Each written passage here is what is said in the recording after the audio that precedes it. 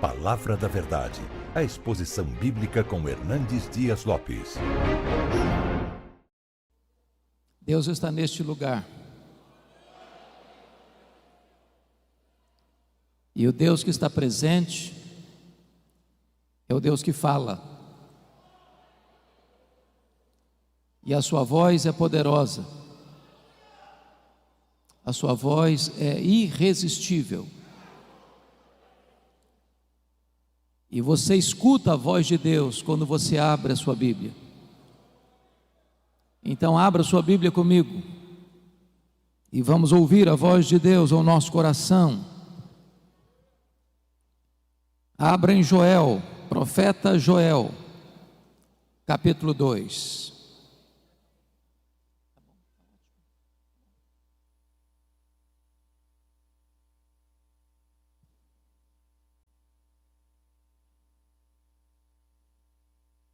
Profeta Joel, capítulo 2.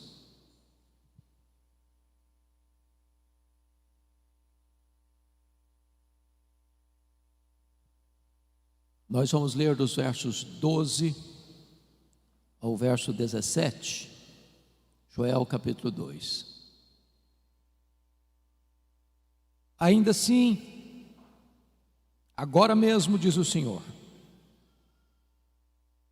convertei-vos a mim de todo o vosso coração, e isso com jejuns, com choro e com pranto. Rasgai o vosso coração e não as vossas vestes, e convertei-vos ao Senhor, vosso Deus, porque Ele é misericordioso e compassivo, e tardio em irar-se, e grande em benignidade, se arrepende do mal. Quem sabe se não se voltará e se arrependerá, e deixará após si uma bênção, uma oferta de manjares e libação para o Senhor nosso Deus. Tocai a trombeta em Sião, promulgai um santo jejum, proclamai uma assembleia solene, congregai o povo, santificai a congregação, ajuntai os anciãos, reuni os filhinhos e os que mamam. Saia o noivo da sua recâmara e a noiva do seu aposento. Chorem os sacerdotes, ministros do Senhor, entre o pórtico e o altar, e orem. Poupa o teu povo, ó Senhor, e não entregues a tua herança ao opróbrio, para que as nações façam escárnio dele, porque hão de dizer entre os povos: onde está o seu Deus? Ainda nesse mesmo capítulo, versos 28 e 29. E acontecerá depois que derramarei o meu espírito sobre toda a carne. Vossos filhos e vossas filhas profetizarão, vossos velhos sonharão, e vossos jovens terão visões. Até sobre os servos, sobre as servas, derramarei o meu espírito naqueles dias. Aleluia. Amém. Eu estou diante de uma assembleia majoritariamente de jovens.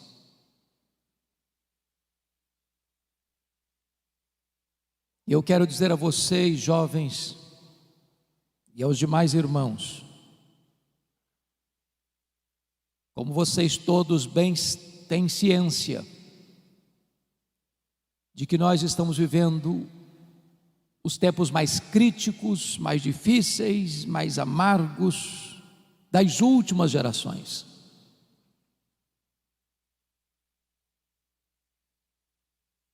Nós estamos vivendo um tempo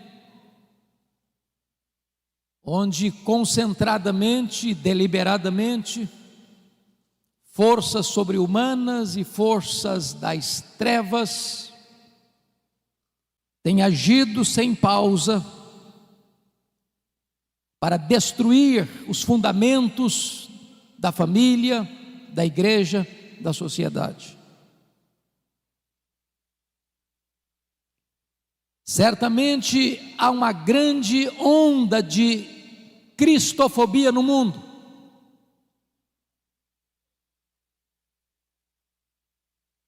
Em muitos lugares, enquanto estamos reunidos aqui, crentes estão sendo presos, torturados, mortos. Mas essa não é a perseguição mais perigosa, porque ao longo da história o sangue dos mártires tem sido a sementeira do Evangelho. A perseguição mais perigosa é a ideológica, é a filosófica, é aquela que vem de mansinho, se aninha, se instala e vai minando a fé cristã, vai destruindo os fundamentos. E esta onda que nós estamos vendo hoje, nas universidades, nos parlamentos, nas cortes, onde nações outrora protestantes evangélicas já estão se curvando, cedendo e se colocando de cócoras diante desse ataque tão sutil, mas tão frontal. Em tempos assim, não é possível uma igreja tímida, fraca, que se conforma com este século, resistir a esta onda.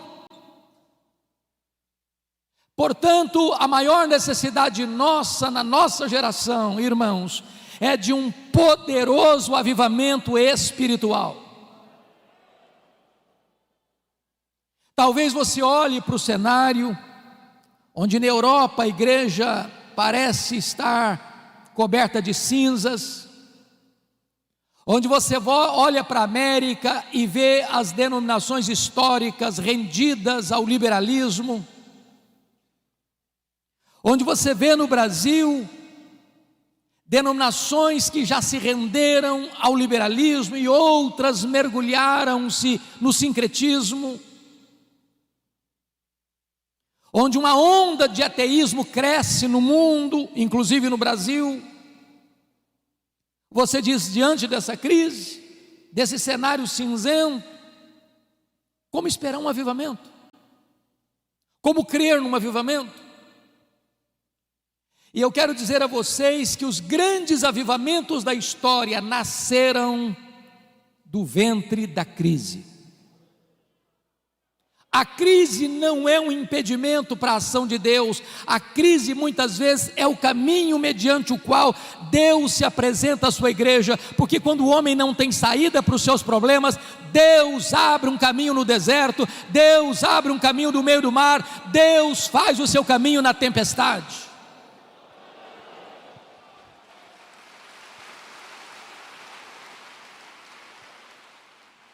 E eu queria que você, com a Bíblia aberta no texto comigo, eu preciso que você esteja com a sua Bíblia aberta no texto, para nós entendermos qual era a crise que o profeta Joel estava descrevendo para propor um avivamento ou uma volta profunda para Deus. Por favor, olha comigo. No capítulo 1, versículo 4, para uma cultura daquela época agropastoril, ou seja, o povo só podia sobreviver da agricultura e da pecuária. Olha comigo o verso 4, o que está acontecendo? O que deixou o gafanhoto cortador, comeu o gafanhoto migrador. O que deixou o migrador, comeu o gafanhoto devorador. O que deixou o devorador, comeu o gafanhoto destruidor. O gafanhoto é um inseto que encontra pela frente um pomar e deixa para trás um deserto. O gafanhoto é um inseto que come e defeca ao mesmo tempo. E esses 4 bandos de gafanhotos trouxeram uma devastação total para a agricultura daquele tempo. Se não bastasse isso, em segundo lugar, veja comigo o verso 10, capítulo 1. O campo está assolado e a terra de luto, porque o cereal está destruído, a vide se secou, as olivas se murcharam. O que você nota aqui é um cenário de seca severa. As chuvas não descem, o solo não produz, não tem alimento, os armazéns estão vazios, os celeiros estão vazios, a mesa está sem comida. Mas em terceiro lugar, olha comigo o verso 12 deste capítulo 1. A vide se secou, a figueira se murchou, a romeira também e a palmeira, entenda-se aqui a tamareira, e a macieira, todas as árvores do campo se secaram, e já não há alegria entre os filhos dos homens. Se você percebeu, todas estas árvores descritas são frutíferas, a base da economia, a base da comida na mesa, a base da sustentação do povo. Estamos falando de uma crise de sobrevivência, não só de um ataque de insetos, mas de uma seca severa. Mas tem mais, olha comigo o versículo 17. A semente mirrou debaixo dos seus torrões, os celeiros foram assolados, os armazéns derribados, porque se perdeu o cereal. Em outras palavras, mesmo diante da seca e do ataque de insetos, o povo ainda pegou as suas poucas sementes que tinham e apostou na esperança e plantou na esperança de que aquela semente pudesse ser regada por uma chuva e pudessem ter colheitas. Mas até esta semente morreu mirrada no ventre da terra. Mas tem mais. Como é que fica diante disso a pecuária? Olha o verso 18. Como geme o gado, as manadas de bois estão sobremodo inquietas, porque não tem pasto, também os rebanhos de ovelhas estão perecendo. Em outras palavras, agora não só não tem fruto, como não tem gado, como não tem carne, como não tem leite, como não tem manteiga, como não tem provisão, como não tem comida. A nação está assolada por uma crise financeira sem precedentes.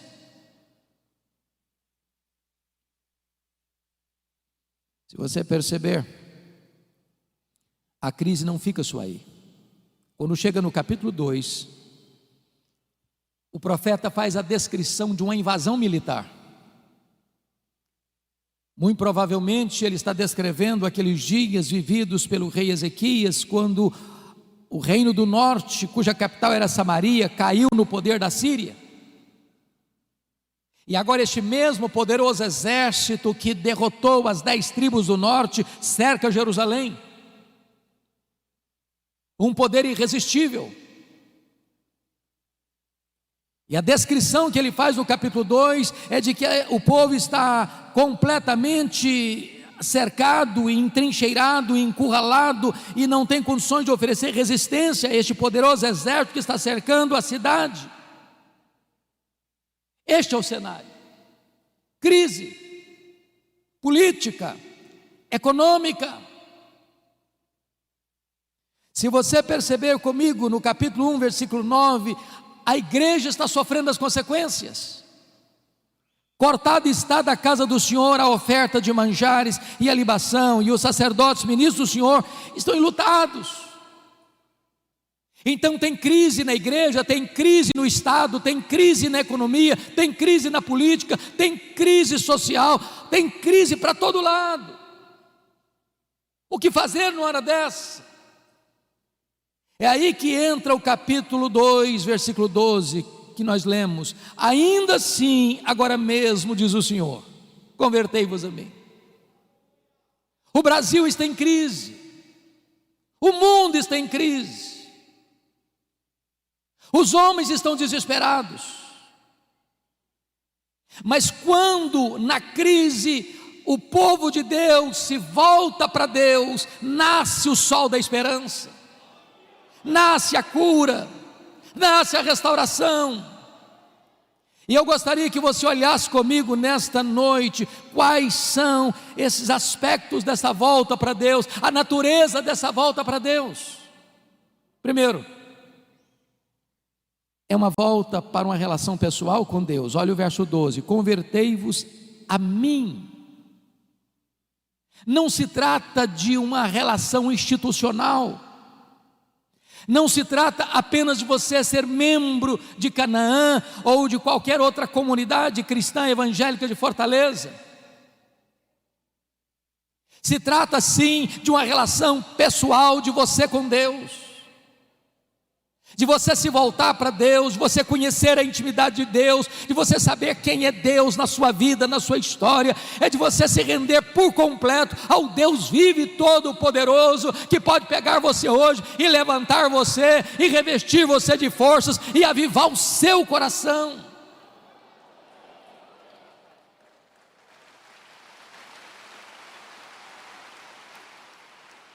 Mas em segundo lugar, irmãos, esta volta é uma volta com profundidade, porque o texto diz: convertei-vos a mim de todo o vosso coração.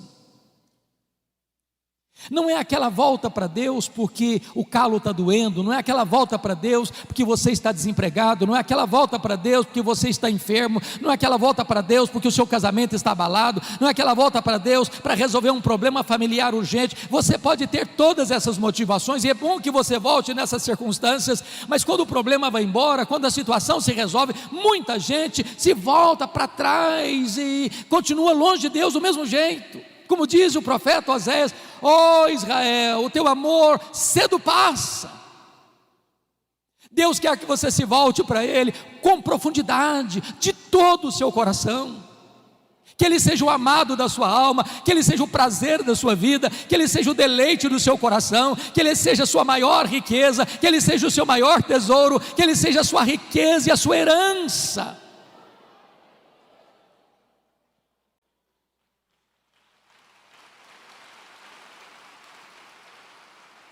Mas em terceiro lugar, essa volta para Deus é uma volta com diligência, porque o versículo 12 diz: convertei-vos a mim de todo o vosso coração, e isso com jejuns. Parece-nos que este é um exercício espiritual, uma disciplina espiritual desprezada nos nossos dias. O que é jejum? Qual foi a última vez que você jejuou para se voltar para Deus? Jejum é quando você se abstém do bom pelo melhor. Quando você come, você se alimenta do pão da terra. Mas quando você jejua, você se alimenta do pão do céu. O pão da terra é um símbolo do pão do céu. Mas quando você abre mão do pão da terra para jejuar, você está dizendo que o pão do céu é mais importante e é mais saboroso do que o pão da terra. Jejum é fome de Deus. A nossa geração está tão acostumada com o sabor do pão da terra que perdeu o sabor do pão do céu. A nossa geração está tão acostumada com o pão da terra que perdeu o apetite pelo pão do céu. E nós precisamos buscar a Deus, entendendo que não só de pão vive o homem, mas de toda a palavra que procede da boca de Deus.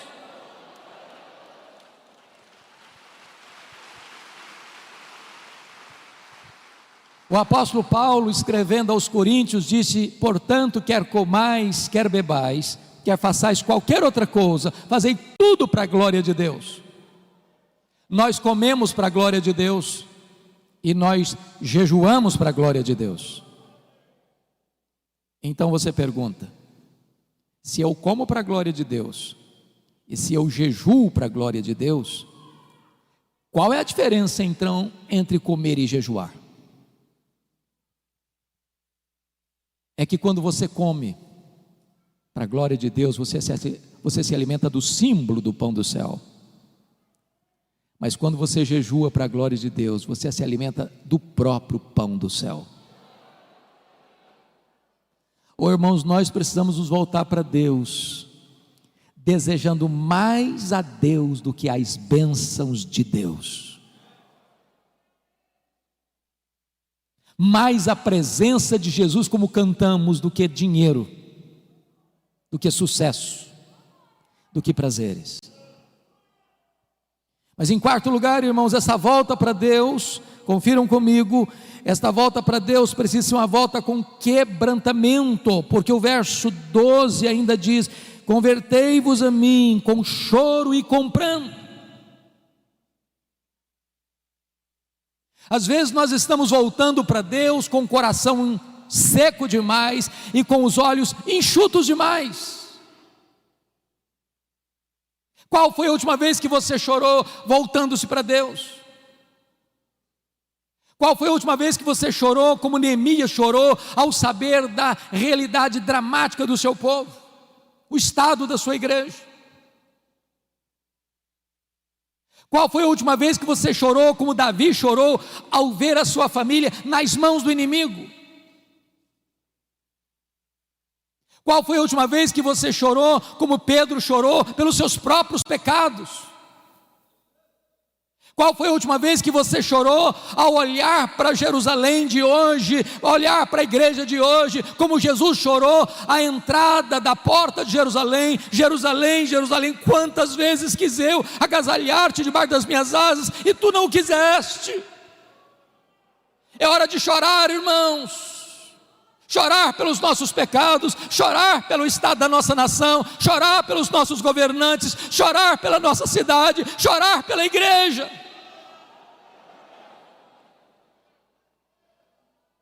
Mas notem mais, esta volta para Deus, em quinto lugar, precisa ser uma volta com sinceridade, porque o verso 13 diz: rasgai o vosso coração e não as vossas vestes, e convertei-vos ao Senhor vosso Deus.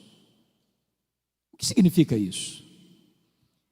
Esta cerimônia de rasgar as vestes acontecia quando alguém ficava muito chocado, atônito com a situação de escândalo, de vergonha, de pecado, de opróbrio. Então, quando as pessoas viam alguma coisa muito triste, muito dolorosa, muito escandalosa, e elas ficavam com um senso de vergonha diante daquela realidade, eles rasgavam as roupas. Mas de repente, a cerimônia ou o fato de rasgar as roupas foi se tornando um hábito, um costume, e virou um emblema de uma espiritualidade hipócrita, mentirosa,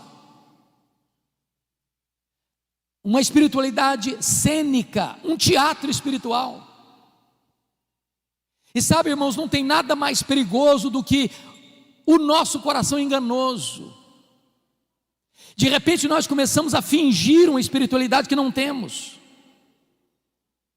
De repente nós temos uma espiritualidade de palco, de performance, de teatro, onde nós passamos uma ideia de que somos cheios do Espírito Santo quando estamos secos. De repente nós passamos uma espiritualidade de gente de Deus, de cheio do Espírito Santo, de oração e de piedade, que isso não acontece mais.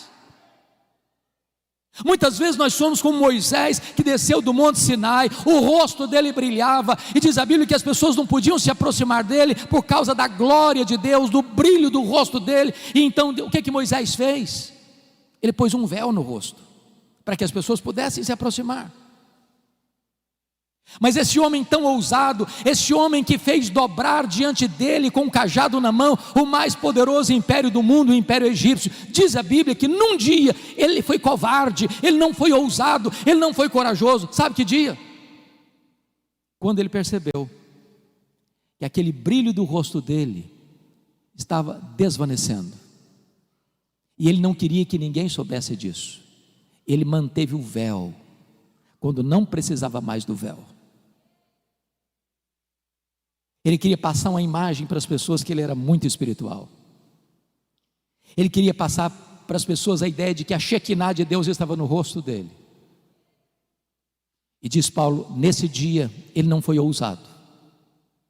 E você e eu, se queremos experimentar um poderoso reavivamento espiritual, precisamos ter muito cuidado com os clichês, com os jargões que nós criamos. Às vezes nós vamos orar, damos uma tremidazinha na voz para passar a ideia que nós somos espirituais. Deus não se importa com isso. Ele conhece o coração.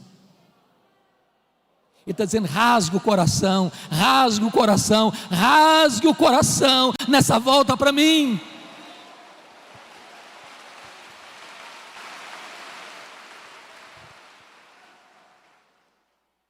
Mas notem comigo, irmãos, segundo ponto que eu quero dizer para você, não só a natureza desta volta, mas a urgência dessa volta. Olha no começo do verso 12, quando ele diz: ainda assim agora mesmo. O que ele quer dizer, ainda assim agora mesmo, convertei-vos ao Senhor? Se você prestou atenção na narrativa do capítulo 1 e do capítulo 2, a situação era de crise. A economia combalida, a igreja sem suprimento e o sacerdote chorando, não tem dízimo, não tem oferta. Se você olha para o campo, não tem fruto. Se você olha para o pasto, o gado está morrendo de fome e de sede. Se você olha para o cenário político, o poder de um império invasor está pronto para tomar a cidade.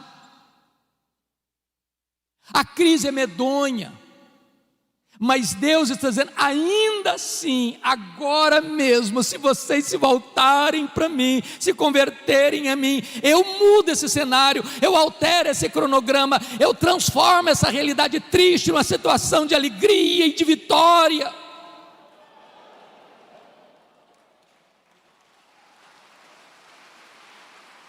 Os destinos de uma nação, irmãos, não estão nas mãos dos governantes. Não é de Brasília que procede a restauração da nação, é do coração da igreja de Jesus Cristo. O Senhor Deus disse: se o meu povo, que se chama pelo meu nome, se humilhar e orar e me buscar e se converter de seus maus caminhos, então eu ouvirei dos céus, perdoarei os seus pecados e sararei a sua terra. Em tempos de avivamento, Deus levanta a igreja e Deus restaura a nação. Eu quero conclamar você, jovem, você pai, você mãe que está aqui. É tempo de nós nos voltarmos para Deus. Não dá para esperar mais, não dá para sermos crentes meia boca mais, não dá para sermos crentes mornos mais, não dá para sermos gente descomprometida mais. É tempo de nos voltarmos para Deus. Isso é urgentíssimo.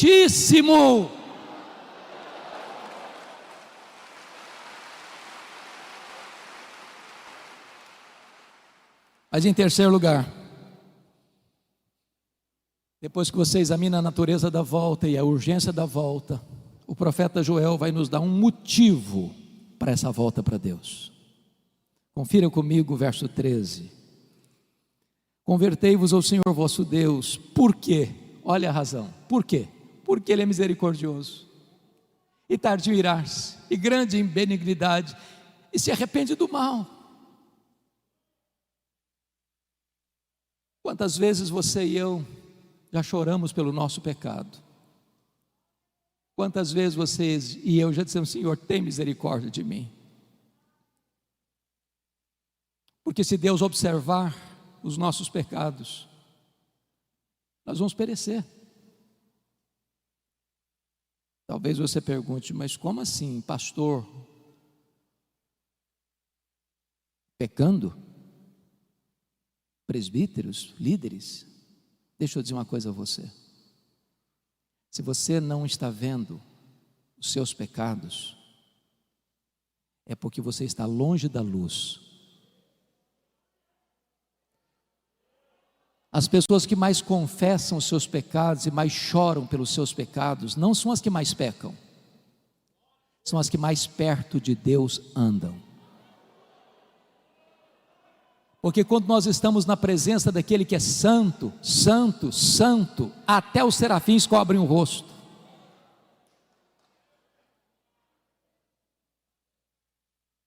Talvez uma das maiores necessidades nossas, meus irmãos, é que Deus abra os nossos olhos para entendermos quão santo é o nosso Deus. E este Deus é o Deus que é compassivo e benigno, Ele habita lá no alto e sublime trono, mas Ele habita com abatido e contrito de coração. E se você se voltar para Ele, Ele se volta para você. Se você correr para Ele, Ele vai abraçar você, Ele vai tirar suas vestes sujas, Ele vai restaurar a sua vida, Ele vai fazer uma festa com a sua volta, e você vai ter uma alegria tão gloriosa e bendita da comunhão com Ele. Então você e eu não temos que fugir de Deus, nós temos que correr para Deus. Se você, jovem, está pecando contra o seu Deus, se você caiu, se você desobedeceu, se você está longe de Deus, não fuja de Deus, fuja para Deus. Ele é o abrigo, Ele é o perdoador, Ele é o restaurador, Ele cura, Ele liberta, Ele salva, Ele levanta, Ele enche com o Espírito Santo, Ele usa a sua vida para a glória do seu nome. É a misericórdia dEle que nesta noite deve nos levar de volta para os seus braços.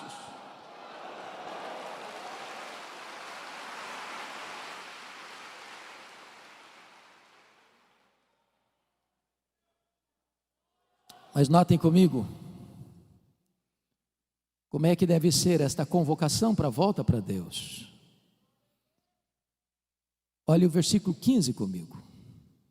Tocai a trombeta em Sião.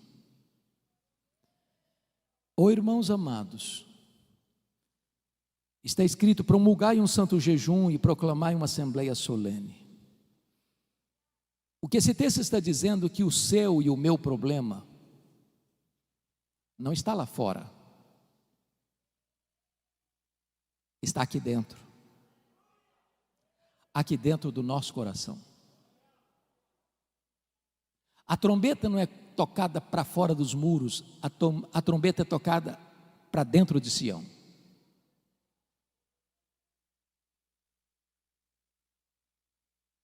Somos nós que temos que fazer um concerto com Deus. Somos nós que temos que nos voltar para Deus. O mundo lá fora não conhece a Deus. Eles estão atrás, não agora por causa da pandemia, mas nesse período atrás de um carro elétrico, numa passarela de carnaval, ou jogando droga nas veias, ou se embriagando, ou se prostituindo, ou correndo atrás de seminários de autoajuda, ou talvez de misticismo, de sincretismo, porque eles estão com um vazio enorme na alma, e eles não encontram a forma de preencher esse vazio. Mas você e eu conhecemos a Deus, você e eu sabemos que Deus é a fonte da vida, você e eu sabemos que só Deus satisfaz a nossa alma, e é hora de nós nos voltarmos para Deus. A trombeta precisa ser tocada aqui, porque o juízo começa pela casa de Deus.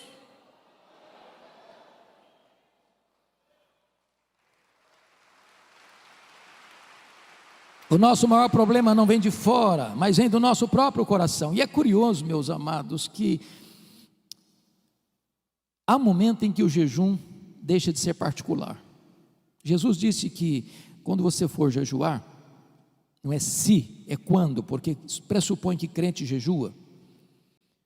Você deve lavar o rosto, você não deve fazer propaganda, você não deve trocar trombeta. Mas há um momento em que a crise é grande e é geral. Esse jejum não é mais particular, esse jejum é convocado, é conclamado, ele é geral, ele é para todos. E quem sabe nós precisamos hoje, irmãos, dizer: meu Deus, nós precisamos nos voltar para Ti. E todos precisam voltar. Você precisa voltar. É necessário conclamar um jejum solene, uma convocação solene, uma assembleia solene, para que todos se voltem para Deus. Mas quem são esses integrantes que vão voltar para Deus? Confira comigo, por gentileza, o versículo de número 16: congregai o povo, santificai a congregação, ajuntai os anciãos. Primeiro, os anciãos. Quem são os anciãos?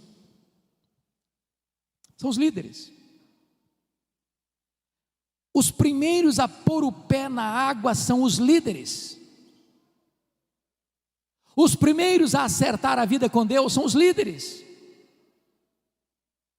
Os primeiros a buscarem a Deus são os líderes. Os de cabeça branca precisam puxar essa fila.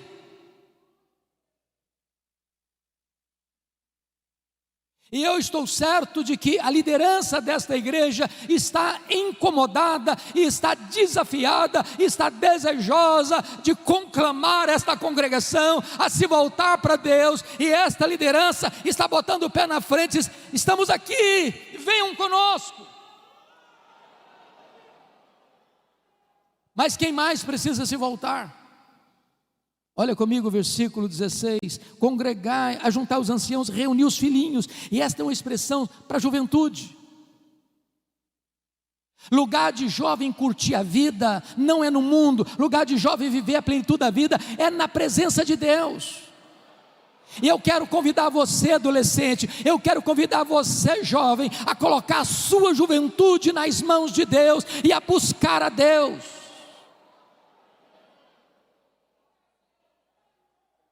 Eu ontem compartilhei com o pastor Gessé da minha alegria de vê-lo convocando a juventude para um café, que não era um café, era um encontro, um bate-papo sobre as coisas mais importantes que esta geração de cabelos brancos, esta geração de anciãos está dizendo: nós já cumprimos o nosso ministério, estamos concluindo o nosso ministério, mas esse ministério não vai parar, esse ministério não vai ser interrompido, esse ministério não vai acabar. Nós estamos passando o bastão para a nova geração, e esta nova geração precisa estar imbuída do mesmo propósito, conhecendo a Deus, amando a palavra de Deus, comprometida com a palavra de Deus, para pregar a palavra de Deus no poder do Espírito Santo de Deus, para que a igreja de amanhã, a igreja, a segunda geração, seja mais viva, seja mais cheia do Espírito Santo, seja mais comprometida do que a geração atual. Você, jovem, não está dispensado deste encontro com Deus. Se você olhar para a história da igreja, talvez os dois maiores avivamentos depois da reforma do século XVI aconteceram sob a liderança de jovens. O avivamento da Inglaterra do século XVIII começa com estudantes da Universidade de Oxford. Avivamento que levanta a igreja das cinzas e que restaura a nação de uma crise medonha. No começo do século XX, no país de Gales, um país marcado pela jogatina e pela prostituição, o avivamento começa com um adolescente, Evan Roberts. E durante 6 meses, 100.000 pessoas salvas, a nação impactada, os estádios de futebol ficaram vazios e as igrejas lotadas, e Deus restaurou aquela nação. Então eu quero conclamar você, adolescente, eu quero conclamar você, jovem, para você se voltar para Deus e experimentar um poderoso avivamento em seu coração nesses dias. Mas quem mais deve se voltar? Confira comigo o versículo 16: também reuni os que mamam. Eu tenho visto muita gente: não, criancinha não pode ir para a igreja, é muito melindroso, é muito pequenininho, é muito sensível, é muito vulnerável. Na nossa geração, traziam-nos para a igreja, quase que logo depois do parto. Estamos vivos até hoje. Igreja é lugar de criança. Criança precisa vir para a igreja desde a meninice mais tenra, no braço do pai, no braço da mãe, no colo do pai, no colo da mãe, porque é aqui que ele começa a aprender, a conhecer a palavra de Deus, a amar a palavra de Deus e a conhecer a igreja do Deus vivo. As crianças não estão dispensadas nessa coletividade de buscar ao Senhor.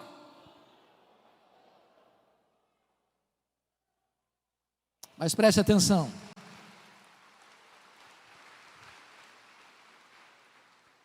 Quem é que deve buscar o Senhor? Diz o texto no verso 16: sai o noivo da sua recâmara e a noiva do seu aposento. O que significa isso? Vocês que conhecem a Bíblia sabem que na cultura judaica, quando um rapaz se casava, uma moça se casava, esse rapaz era dispensado do serviço militar durante 1 ano, para desfrutar da vida conjugal. Deus está quebrando aqui um protocolo. Deus está aqui dizendo o seguinte: olha, essa busca, esse acerto com Deus é tão urgente que você interrompe a lua de mel. Até no dia das núpcias de um rapaz e de uma moça, ele e ela não estão dispensados desta volta para Deus, desta busca de uma restauração espiritual. Mas o que me marca profundamente, irmãos, é que no verso 17, Deus destaca alguém nessa busca. Porque está escrito: chorem os sacerdotes ministros do Senhor. Quem são os sacerdotes? Os sacerdotes eram aqueles que ensinavam a lei. Os sacerdotes eram aqueles que oravam pelo povo. Os sacerdotes eram aqueles que ofereciam sacrifícios pelo povo. Há um peso maior nos ombros dos pastores. Talvez você não imagine. Você vê pastores aqui à frente, o peso que eles sentem nos seus ombros, pelas ovelhas. E a ordem que Deus dá para nós pastores é chorar. Chore os ministros, sacerdotes do Senhor. E o que deve levar um pastor a chorar num tempo de crise, buscando avivamento?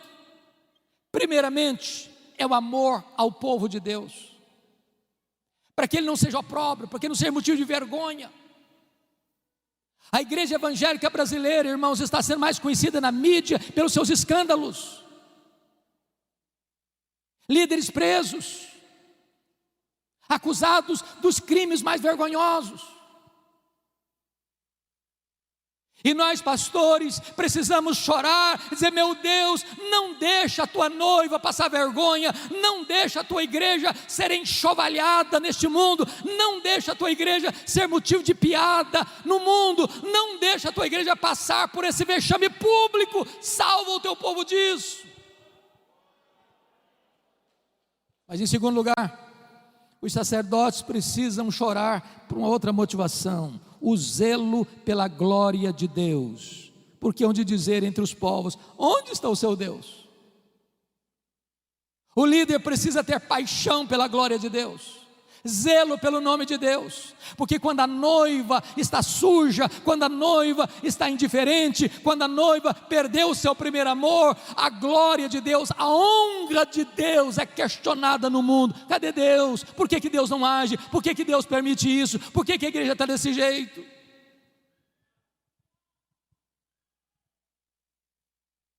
Mas notem comigo, irmãos, que quando o povo atende à conclamação de Deus, um milagre extraordinário começa a acontecer.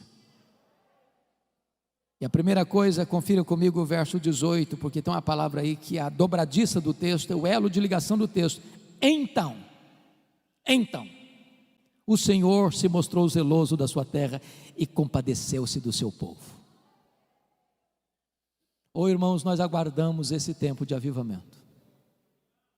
Sabe o que vai acontecer? Deus reverte tudo aquilo que estava descrito de crise no capítulo 1. Se não, vejamos. Primeiro, olha o versículo 19 comigo. E respondendo lhe disse: eis que vos envio o cereal e o vinho e o óleo, e dele sereis fartos, e vos não entregarei mais ao opróbrio entre as nações. A economia é recuperada. Quem restaura a economia é o próprio Deus. Segundo lugar, olha comigo o versículo 20, diante do cerco do inimigo, olha o que vai acontecer: mas o exército que vem do norte eu removerei para longe de vós, lançá-lo-ei em uma terra seca e deserta. O inimigo que está entrando, invadindo, ameaçando, Deus o dispersa, Deus dá livramento.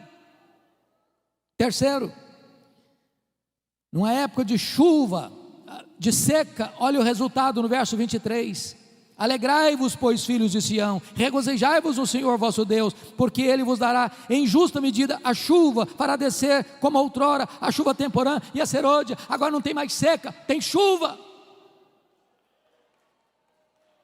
Quarto lugar, diante do ataque dos gafanhotos. Olha o resultado no verso 25: restituir-vos-ei os anos que foram consumidos pelo gafanhoto migrador, pelo destruidor, pelo cortador, o meu grande exército que enviei contra vós outros. Agora preste atenção. Quem mandou os gafanhotos? Não foi o diabo? Eles não vieram de moto próprio? O próprio Deus mandou os 4 grupos de gafanhotos, como disciplina ao seu povo, para que o seu povo se voltasse para Ele. Oh, irmãos amados, Deus está tocando trombetas aos nossos ouvidos. A crise mundial é uma voz altissonante de Deus à sua igreja: meu povo, volte-se para mim, volte-se para mim, volte-se para mim. Que quem tem poder de reverter essa crise sou eu. Quem tem poder de suspender essa crise sou eu. Quem tem poder de levantar a igreja e restaurar as nações sou eu.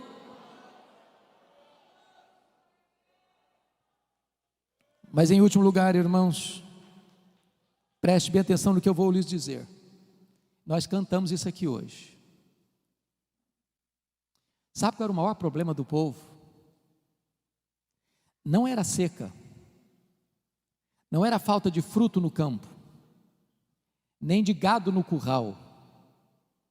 O maior problema do povo nem mesmo era um exército inimigo tentando atacar.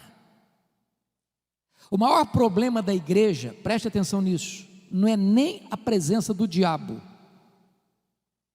O maior problema da igreja é a ausência de Deus. Foi o que Paulo disse: Deus é por nós, quem será contra nós? Você e eu podemos perder bens materiais, você e eu podemos perder emprego, você e eu podemos perder até a saúde. O que você e eu nunca podemos perder é a presença de Deus. É a presença de Deus. Não tem nada mais triste, irmãos, do que a inscrição Icabode, foi-se a glória do Senhor. É por isso que está escrito no verso, confira comigo aí por gentileza, 27, sabereis que eu estou no meio de Israel, e que eu sou o Senhor vosso Deus, e não há outro, e o meu povo jamais será envergonhado. É a presença de Deus, é a presença de Deus, é a presença de Deus. Eu quero concluir, levando você agora para os versos 28 e 29, porque está escrito assim: e acontecerá depois, preste atenção, não antes, e acontecerá depois. Depois de quê? Depois que o povo de Deus se volta para Deus de todo o coração, com jejuns, com choro, com pranto, rasgando o coração e não as vestes. Depois que o povo de Deus se volta para Deus, olha a promessa: e acontecerá depois que derramarei o meu espírito sobre toda a carne. Vossos filhos e vossas filhas profetizarão, vossos velhos sonharão, vossos jovens terão visões, e até sobre os servos e sobre as servas derramarei o meu espírito naqueles dias. Sabe o que aconteceu, irmãos? Essa promessa de Joel, mais de 600 anos depois, se cumpre no dia de Pentecostes.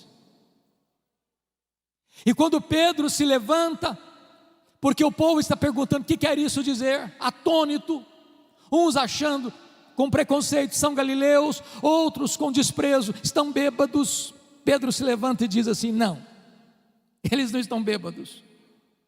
O que está acontecendo aqui é o que disse o profeta Joel: e acontecerá depois que derramarei do meu espírito sobre toda a carne.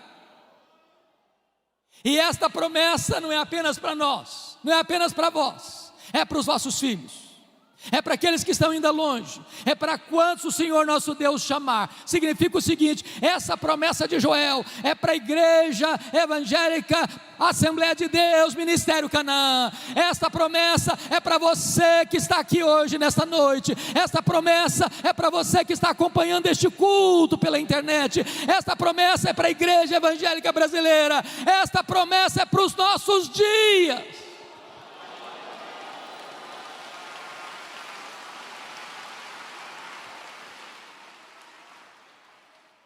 E notem vocês que quando Deus derrama do seu Espírito, Ele vai rompendo todas as barreiras humanas, porque não tem gênero, é sobre os filhos e sobre as filhas. Também preste atenção, não tem idade sagrada, é para os velhos e é para os jovens. E também não tem classe social, é até para os servos e para as servas.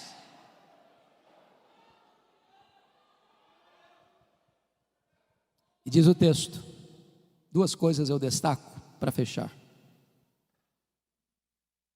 vossos filhos e vossas filhas profetizarão. Ô pastor, como é bom ter a perspectiva de ver jovens se levantando para pregar. Deixa eu lhes dar um pequeno testemunho. Quando eu nasci, minha mãe me consagrou para Deus, para ser pastor, porque ela tinha que fazer uma escolha entre a vida dela e a minha. O médico disse: não dá para salvar os dois, tem que fazer uma escolha. E a minha mãe disse: eu não abro mão desse filho, estou pronto a morrer por ele, a dar minha vida para ele, mas eu não desisto dele. E a minha mãe fez um voto para Deus e disse: se esse filho sobreviver, eu quero que ele seja um pastor, eu o consagro para ser um ministro do Evangelho. Deus ouviu a oração da minha mãe e eu nasci. Mas a minha mãe sabe que foi, nunca me contou esse projeto dela com Deus, porque ela não queria que eu fosse sugestionado para um seminário. Ela queria que Deus me chamasse. E o meu sonho de criança, de adolescência e de juventude era ser advogado e político. Eu não abria mão de assistir todos os comícios da minha cidade. No dia que eu fiz 18 anos, eu tirei meu título, me filiei num partido e tinha sonhos. E um dia eu estou conversando com um homem de Deus e disse para ele: depois que eu realizar os meus sonhos, que eu for um homem bem sucedido profissionalmente,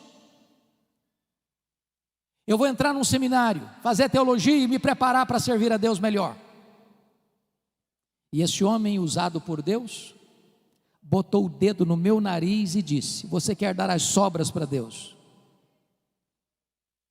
Deus quer você agora, com a sua juventude, com a sua inteligência, com a sua força. E aquela palavra entrou no meu coração como uma flecha. E aquele dia foi o dia do meu chamado para o ministério. Eu quero dizer para você, jovem, que hoje esteve no café da manhã, e outros mais que Deus há de levantar, que você possa se levantar para ser um pregador poderoso da palavra de Deus na nossa geração. Que o melhor dos nossos filhos se levantem como pregadores nessa geração. Vossos filhos e vossas filhas profetizarão.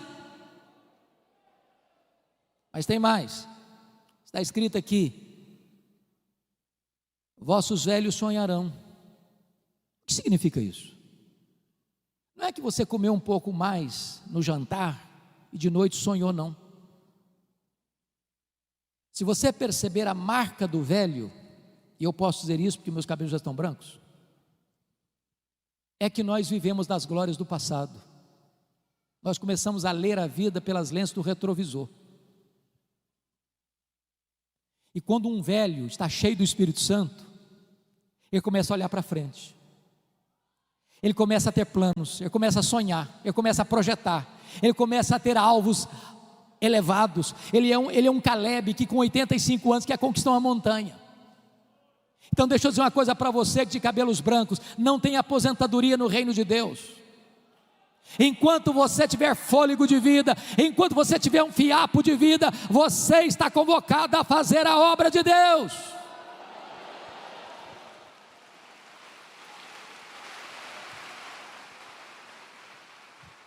Não é hora de você vestir um pijama, não é hora de você ficar numa cadeira de balanço, é hora de você se levantar e usar a sua sabedoria, e usar o seu conhecimento, e usar a sua experiência, e usar as forças que Deus vai lhe dar, para ser uma bênção nas mãos de Deus.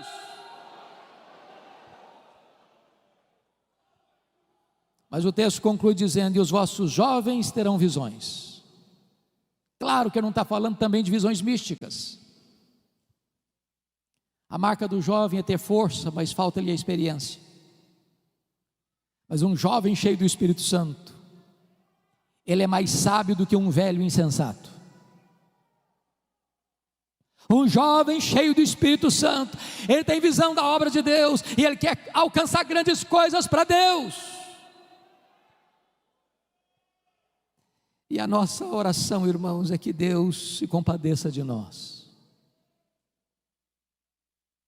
para que nós nos levantemos, crianças de peito, adolescentes e jovens, noivo e noiva, recém-casados, servos e servas,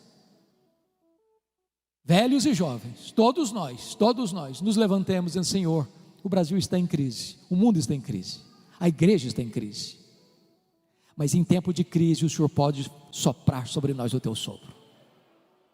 Em tempo de crise, o Espírito Santo pode vir sobre nós como um vento impetuoso e encher toda esta casa.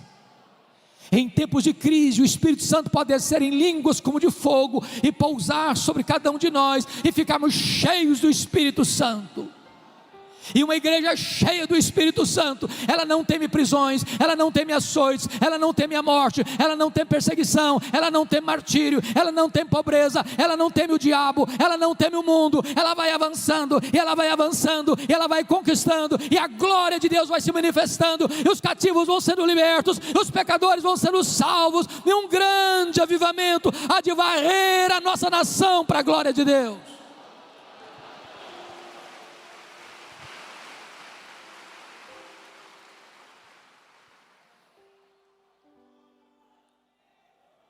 Você quer esse avivamento, irmão? Você anseia por ele? Não dá mais para esperar. Ainda assim, agora mesmo, diz o Senhor: convertei-vos a mim de todo o vosso coração. Que Ele nos ajude. Amém. Palavra da Verdade, a exposição bíblica com Hernandes Dias Lopes.